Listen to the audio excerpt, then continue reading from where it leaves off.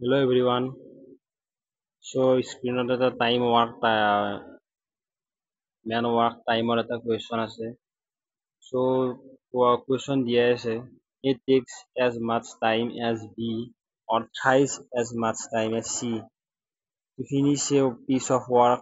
Working together, they can finish the work in 2 দিন.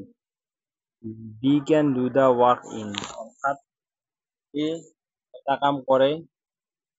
এটা কাম কৰিবলৈ বিতকৈ 2 গুণ বেছি সময় লয় আৰু চিতকৈ 3 গুণ বেছি সময় লয়।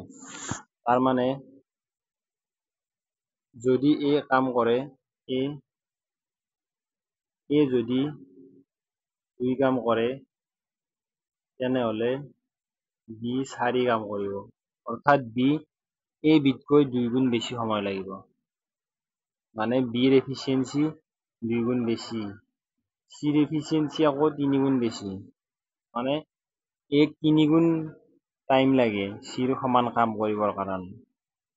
এতিয়া আমাৰ ইয়াত কিমান হ'ল 2, 4 আৰু 6।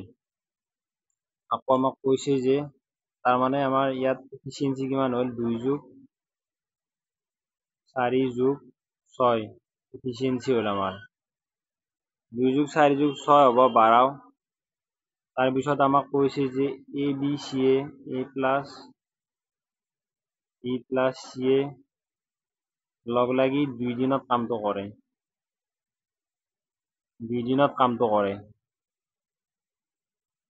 তাৰমানে যদি ইহঁতৰ এফিচিয়েঞ্চি বাঢ়াও আৰু 2 দিনত কামটো কৰে তাৰমানে টোটেল কাম হ'ল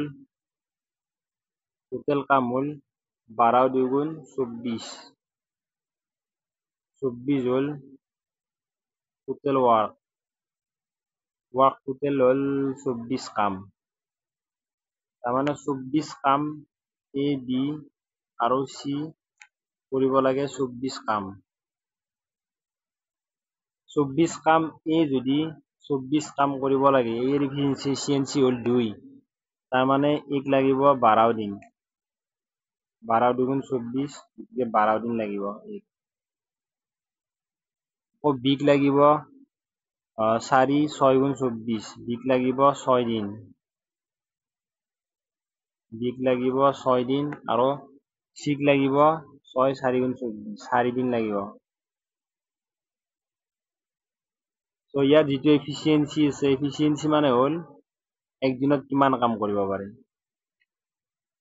একদিনত কিমান কাম কৰিব পাৰে সেইটো হ'ল এফিচিয়েঞ্চি।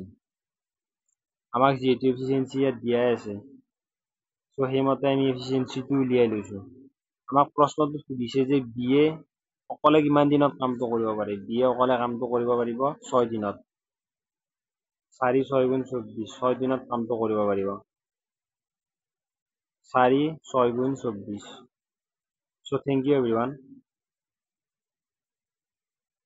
যদি আপোনালোকে চেনেলটো ছাবস্ক্ৰাইব কৰা নাই তেনেহ'লে চেনেলটো ছাবস্ক্ৰাইব কৰি দিব। ধন্যবাদ। আৰু আমাৰ যিটো চেনেল হোৱাটছআপ চেনেল আছে সেইটো হোৱাটছআপ চেনেলটো ফ'ল' কৰিব। Thank U.